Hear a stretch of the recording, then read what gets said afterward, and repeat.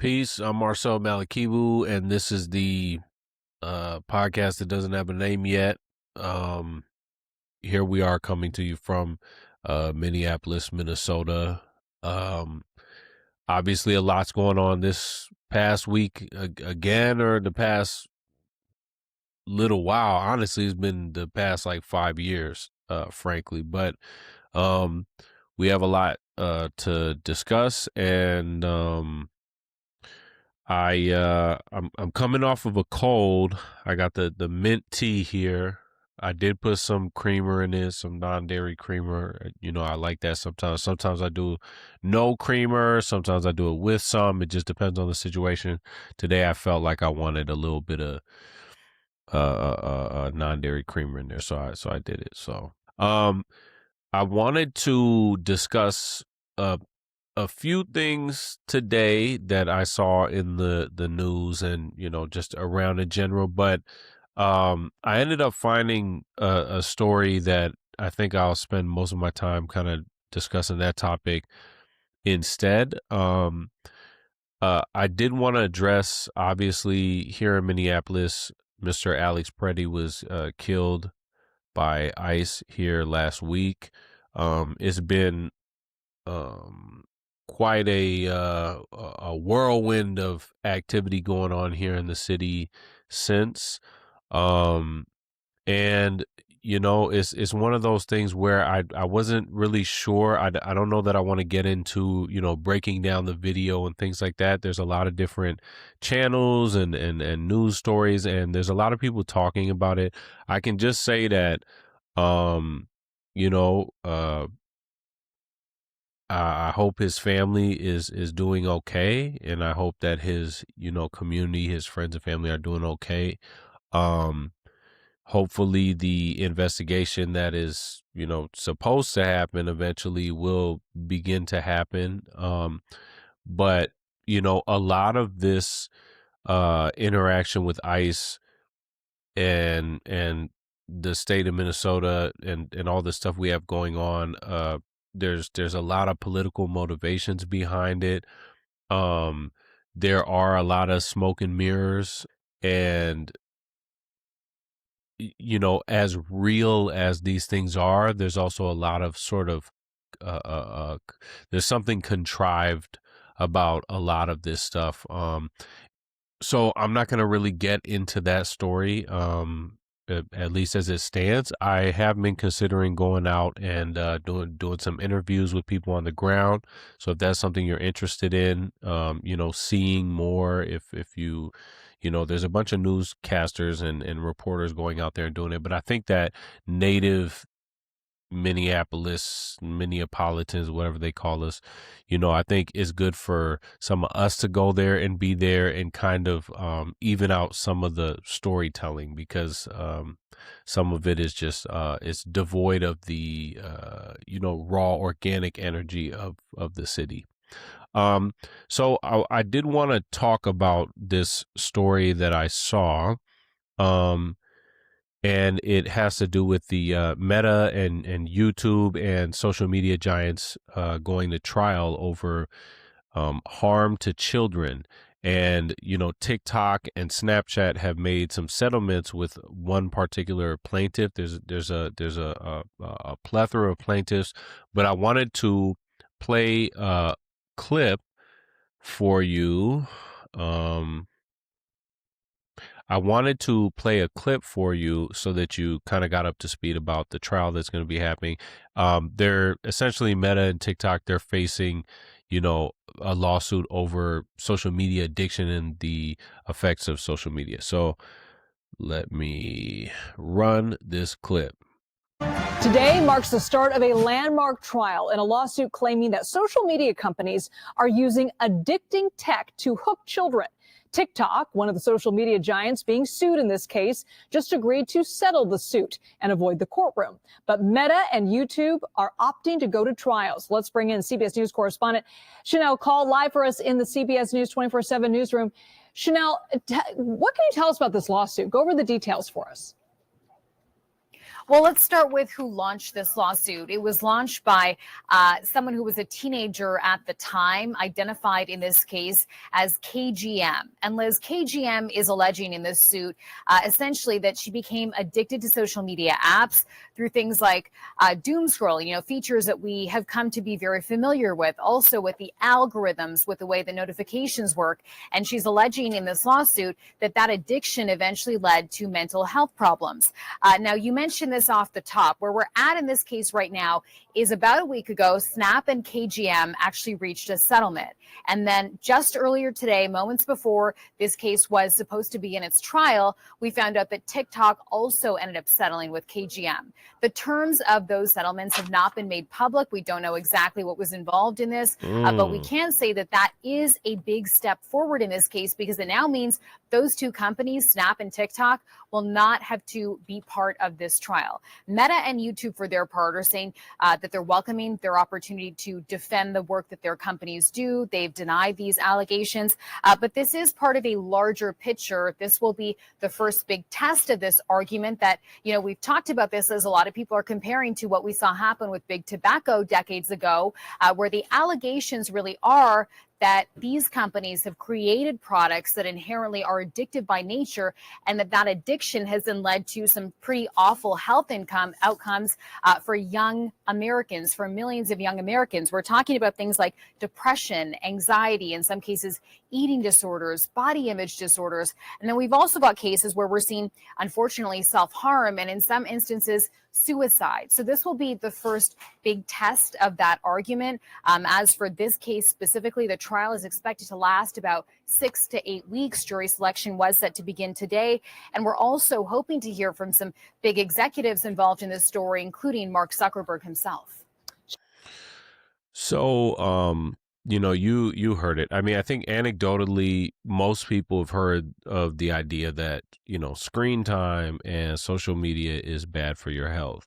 And some people have done a little bit more research and, know about what these negative health outcomes are, including depression, anxiety, physical heart palpitations, lack of sleep, insomnia, suicidal ideation, all sorts of things. I wanted to add something extra that you may find interesting to this, that some people know. But first, I'd like to say that it's good that this is going to trial. If you took note, she mentions that Snapchat and TikTok already settled. When someone settles, it's great for them.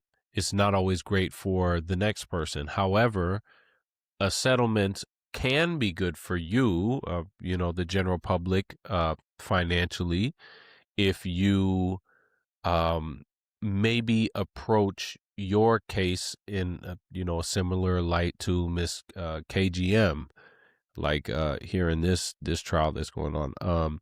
So I'm not really sure what Meta and Instagram, what they're doing, what they're thinking. I mean, their pockets are super long, so who knows what they will, who knows how well they'll be able to. I'm sure they'll be able to defend themselves in court.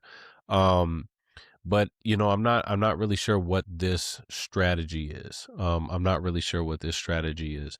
I wanted to just go over a couple things from a couple years ago. So a couple years ago, maybe I can put this up too. This is from NPR, and it's an article, from NPR 2000 May 23rd, 2023, by David West, and it says social media can put young people in danger, U.S. Surgeon General warns. And I just wanted to read off a couple of quotes from the U.S. Surgeon General at the time, Vivek Murthy, who, responded to this idea or elaborated on the idea of social media and its impact on children. It says that his quote was, "Teens who use social media for more than 3 hours a day face double the risk of depression and anxiety symptoms, which is particularly concerning given that the average amount of time that kids use social media is 3.5 hours a day." So essentially, the average amount of time that kids use social media is already over that threshold for doubling the risk of depression and anxiety. There was one thing here that was particularly concerning where it said that the Social Media and Youth Mental Health Advisory says social media can perpetuate body dissatisfaction, disordered eating behaviors, social comparison, and low self-esteem, especially among adolescent girls. I used to work in social work, mentoring, working in the community, different types of youth work. And, I can attest that, especially in the early, well, not just in the early aughts of TikTok, but since TikTok came out, uh, young girls have been doing dances and setting up their phones. And when they would come to the community center, they'd be on their phones for hours. I mean, it wasn't like they were playing basketball like the boys were, or, video games, which are another screen thing, or pool. For the most part, the girls were, on their phones, or in some cases they were, talking and playing cards and, doing those more healthy behaviors. Anyway, I wanted to show a couple more videos that align with this topic from this week, because I think that it's really important that we connect some of the dots here. Now, while I was doing my research, I came across that article, but I wanted to show you the initial video of a Senate Commerce, Science, and Transportation Committee hearing, where they were hearing testimony from experts on the impact of screen time on children and young adults. And I have a clip here that I wanted you to hear from a professor. Let me pull this up.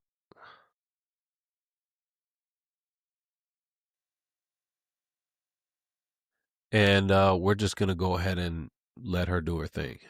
My name is Jean Twangy. I'm a professor of psychology at San Diego State University.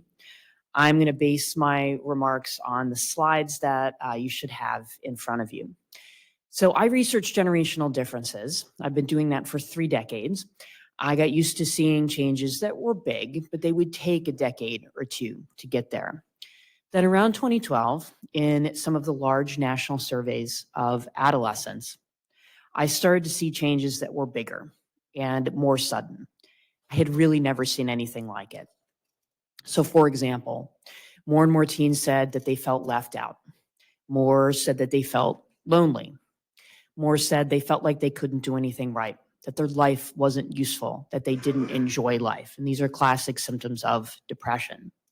Major depressive episodes, so clinical level depression that really requires treatment, doubled among both adolescents and young adults before the COVID pandemic, between 2011 and 2019. And it's not just symptoms, it's also behaviors. Emergency room admissions for self-harm behaviors, which are linked to depression, doubled among 15 to 19-year-old girls and young women, and quadrupled among 10 to 14-year-old girls.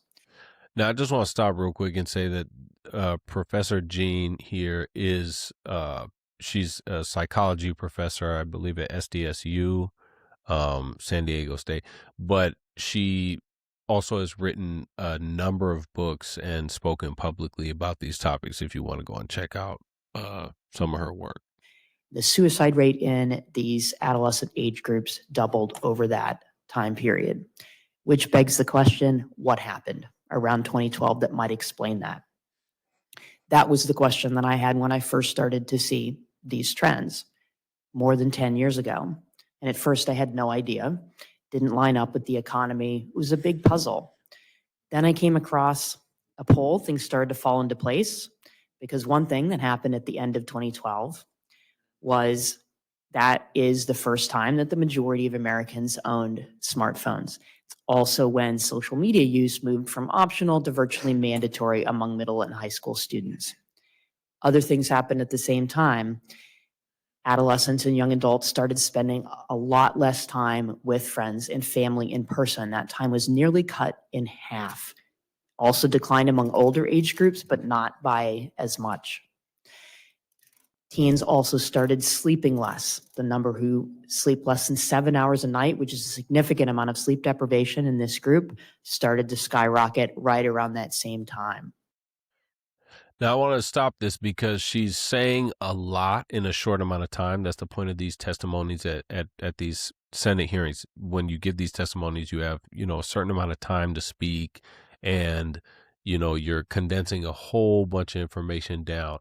Anecdotally, part of the reason why this, it's not really a story per se. It's probably not being talked about, all that much. And even, like I said, the story of, Meta and the social media companies going to trial, what's important about those is that it could set a new precedent for how we deal with these companies or how they can operate. And also, um, how you or your children may or may not have a case to bring to someone about the effects of these platforms. Um, but anyway, I was thinking about, I went to a family function. I went to a family function a couple months back. We were at whatever. We were at Christmas, and do we celebrate in our house? No. But do we show up to our family's house who celebrates it? Yes. We don't care that much about not celebrating. We're not religious about not being religious. And so, I show up, I eat some of the food and stuff like that, the stuff that I can't really eat or don't eat as much anymore. I just, stayed away from it. Now, I had a couple deviled eggs.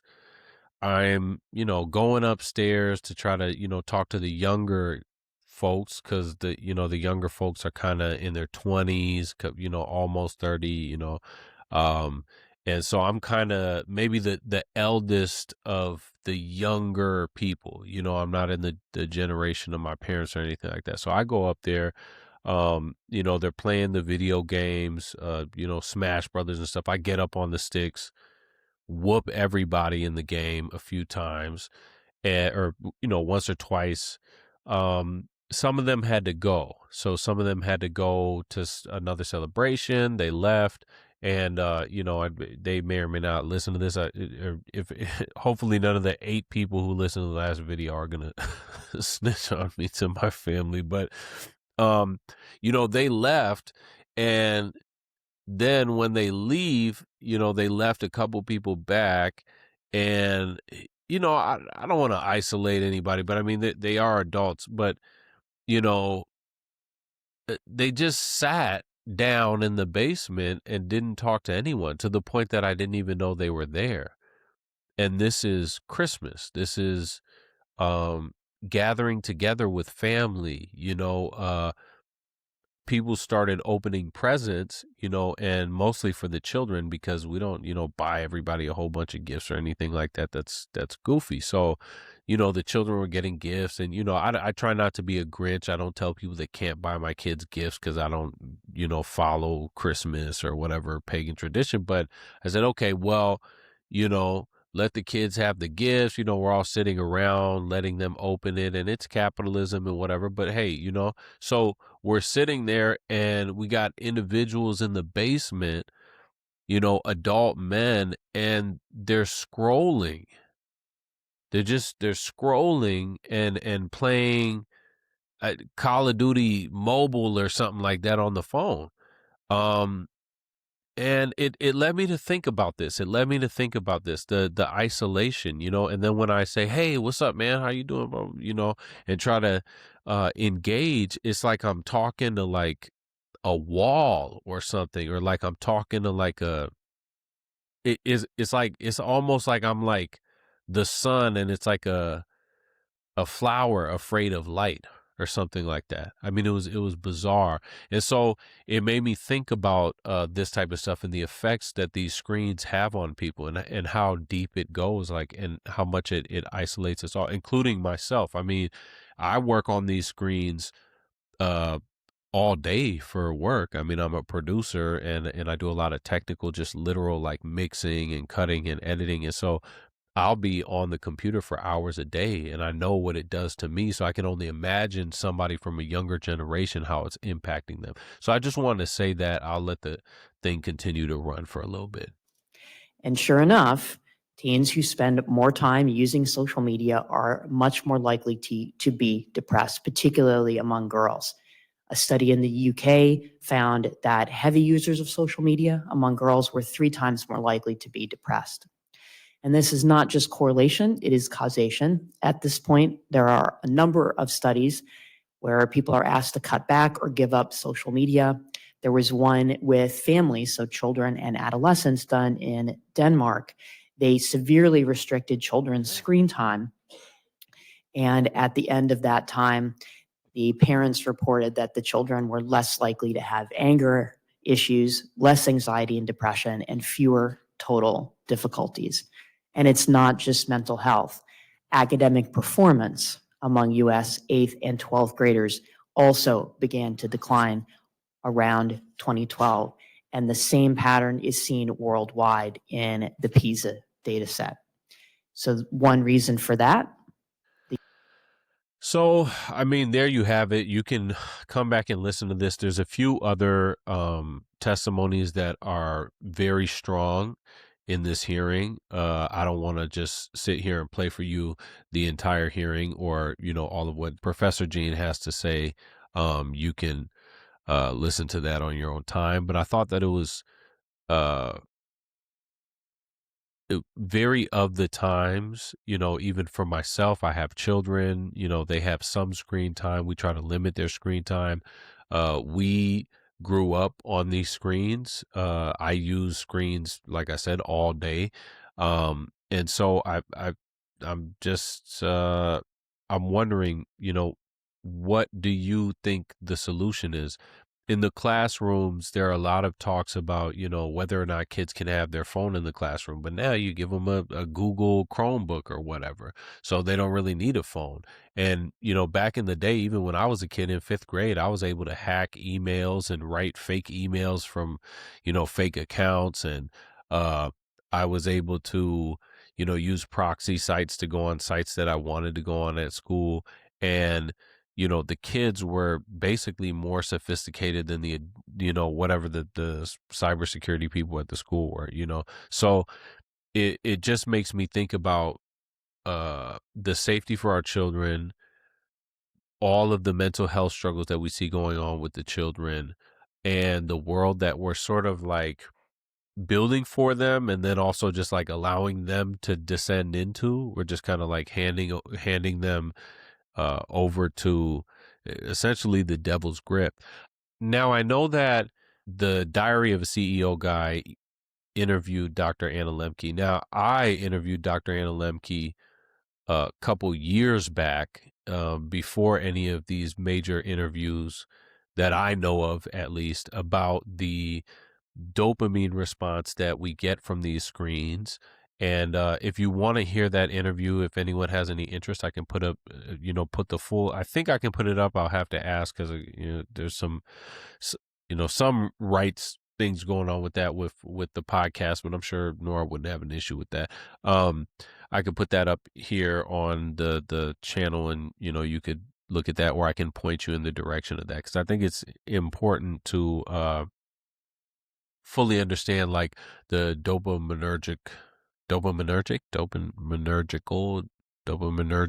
responses that the brain has to these devices. I know that mine has extremely strong responses to these devices, so I try my best to make sure that every once in a while, at least once a day or something like that, I just take a little bit of time at least to walk or meditate or do something else. Now, there was one thing I wanted to share that that I think is interesting and could be related, could not be, but I just want to show it to you. So I'm gonna put it up on the screen. This is a U.S. patent, US 6506148B2. Now, this was originally filed back in June of 2001, as you can see, and I think it got, there's a couple different publication dates, I think updates to the patent and stuff like that. But for all intents and purposes, this is over 20 years old, this patent. And essentially, this patent was for, as you can see here, nervous system manipulation by electromagnetic fields from monitors.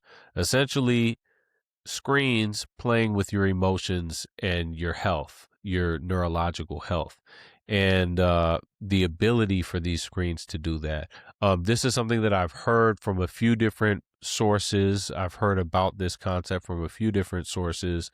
Um, and something that just kind of, you also just kind of feel if you watch different shows, you watch a couple Netflix shows or something like that, you just have a feeling like, why do I feel this way? And it's not purely the content of the film.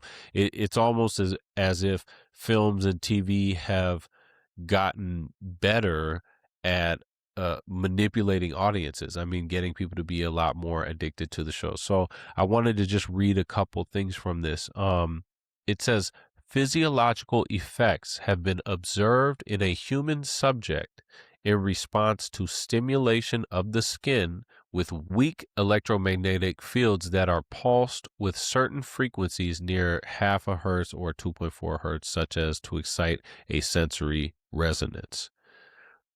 Many computer monitors and TV tubes, when displaying pulsed images, emit pulsed electromagnetic fields of sufficient amplitudes to cause such excitation. It is therefore possible to manipulate the nervous system of a subject by pulsing images displayed on a nearby computer monitor or TV set. It says, it is therefore possible to manipulate the nervous system of a subject by pulsing images displayed on a nearby computer monitor or TV set. So all they have to do is send out these weak electromagnetic fields. This is some spooky shit. It's spooky. I wish I had a button or something like like MREC TV to say spooky, because this is some really spooky stuff. I wanted to, a lot of this is very long-winded scientific stuff. I read pretty thoroughly a couple pages in terms of the claims. Uh what the claims are, and you can go through this patent. I don't think it's my job. I'm not a scientist to go through this patent and trying to explain to you, but I did want to pull um a couple quotes from here, because it says the program that causes a monitor to display a pulsing image may be run on a remote computer that is connected to the user computer by a link. The latter may partly belong to a network, which may be the internet. For a TV monitor, the image pulsing may be inherent in the video stream as it flows from the video source, or else the stream may be modulated such as to overlay the pulsing. Now, in the first case, a live TV broadcast can be arranged to have the feature embedded simply by slightly pulsing the illumination of that scene that is being broadcast. This method can, of course, be used in making movies and recording videotapes and DVDs. So what that means is it doesn't have to happen like in the TV necessarily. It can be just within, like, how when you listen to music, there's an MP3 file, whatever the MP4 or whatever, I'm not sure what file movies are usually distributed in, if it's MP4 or whatever, the movie file. It can be native to that original file, so that when it's on Netflix or on Amazon or on whatever, that pulsation is native to that original source. Because again, remember, this is from 2001, so they didn't even have streaming in the same way. But here's the part that I really wanted to share with you, because I think it relates to a lot of what we've been talking about or looking at here today. This paragraph states that certain monitors can emit electromagnetic field pulses that excite a sensory resonance in a nearby subject through image pulses that are so weak as to be subliminal.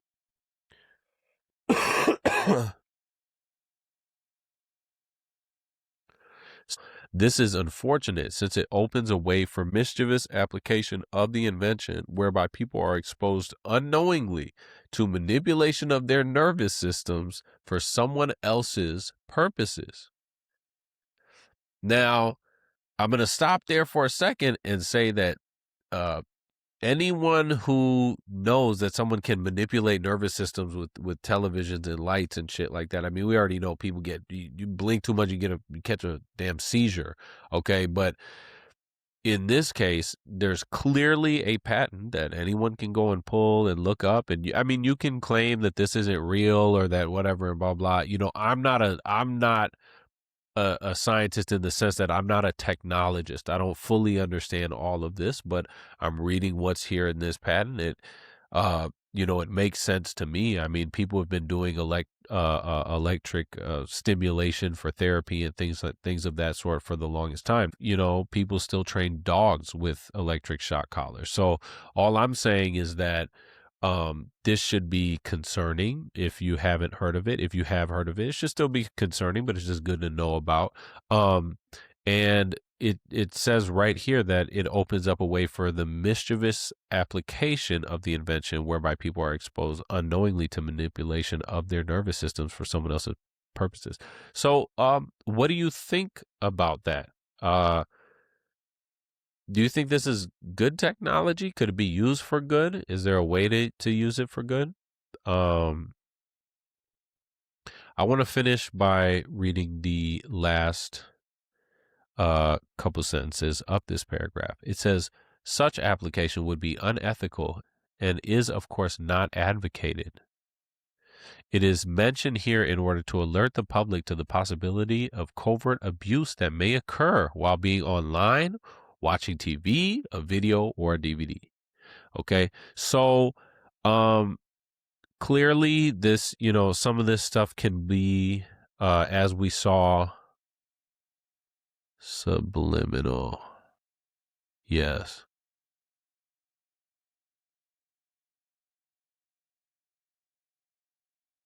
The pulsing may be subliminal. Yeah. I mean, it's the word subliminal is in the study 26 times. So, what do you guys think about this? What do you think about this technology? I mean, this is a 20-year-old patent, so, you can only imagine where we're at with it now.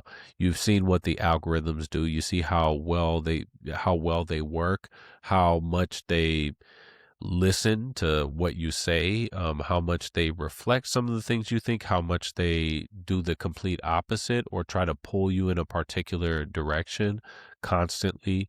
And we see how much it's impacting our children, which should, at least tell us how much it's impacting ourselves, if not just everyone else. But I mean, um, we all know how it's impacting ourselves, but I think we don't always, we kind of say, well, whatever, blah, blah, which is, not great.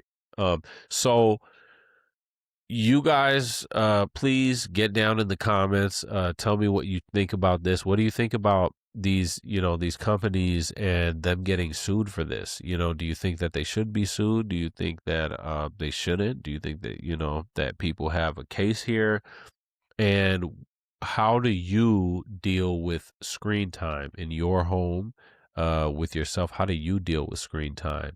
And what are some solutions that we can all come up with to reduce our screen time or have healthier screen time or ensure that we're being, at least less manipulated or at least aware of any kind of manipulation that goes on? Because especially that last one is like, that's some dark shit. I mean, there's not much more to say about it. It's some very dark shit. And I can only imagine, you're sleeping by the phone. You got the Wi-Fi emitting all types of stuff. I mean, if your nervous system can be manipulated, I just wonder, and it's subliminal. I wonder what other kinds of subliminal, electromagnetic frequency warfare or whatever, just stuff, or selling you ads in your dreams or something. I don't know what else could be impacted. So yeah, get down in the comments, please. Again, you don't have to like, you don't have to subscribe, any of that, but if you can get down in the comments, that would be great. Just to tell me what you think. And listen, I like people trolling too. If you want to get down there and troll and hate on me and tell me to get off the internet and you got a long nose, please do that. Please get down there and say something to me. I really don't care what it is. So with that, I'll say peace. You guys have a good rest of your week, and hopefully I'll see you next week.